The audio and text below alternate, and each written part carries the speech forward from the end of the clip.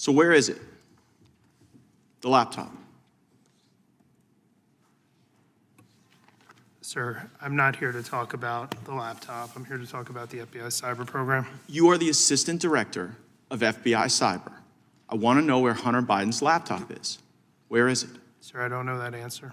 That is astonishing to me.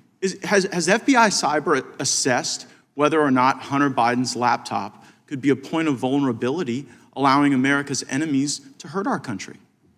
Sir, the FBI cyber program is based off of what's codified in Title 18, Title 18, Section 1030, a code which talks about computer intrusions, right, using nefarious intent network. Well, you've talked about passwords here. I mean, Hunter Biden's password on his laptop was Hunter02. He drops it off at a repair store. I'm holding the receipt from Max Computer Repair, where in December 2019, they turned over this laptop to the FBI. And what now you're telling me right here is that as the assistant director of FBI Cyber, you don't know where this is after it was turned over to you 3 years ago. Yes, sir, that's an accurate statement. How are Americans supposed to trust that you can protect us from the next colonial pipeline if it seems that you can't locate a laptop that was given to you 3 years ago from the first family, potentially creating vulnerabilities for our country? Sir, it's not in the purview of my investigative responsibilities. But that is shocking that you wouldn't, as the assistant director of cyber, know whether or not there are international business deals, kickbacks, shakedowns that are on this laptop that would make the first family suspect to some sort of compromise. Mr. Assistant Director, have you assessed whether or not the first family is compromised as a result of the Hunter Biden laptop? Sir, as a representative of the FBI cyber program, it is not in the realm of my responsibilities to deal with the questions that you're asking me. Has anyone at FBI Cyber been asked to make assessments whether or not the laptop creates a point of vulnerability? Sir, we have multiple lines of investigative responsibility in the FBI. They're all available in public source. Well, I would think you'd know this one. I mean, I would think that if the president's son, who does international business deals, referencing the now president with the Chinese, with Ukrainians, I mean, have you assessed whether or not the Hunter Biden laptop gives Russia the ability to harm our country?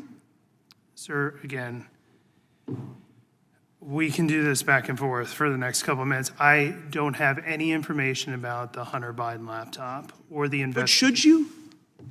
I mean, you're the assistant director of FBI Cyber. By the block and line chart, no, sir, I should not. Who should we put in that chair to ask questions about this laptop that FBI has had for 3 years? Sir, I'm not in a position to make a recommendation who should say. So you don't have it, you don't know who has it, you don't know where it is, you're the assistant director. You know, earlier you talked about whether or not you were the Grant Hill or the Christian Laettner. It sounds like you're the Chris Webber trying to call a timeout when you don't have one. So I mean, who is it? Do you even know who has it? Do you know who we should put in that chair to ask these questions to? No, sir, I don't know who has it.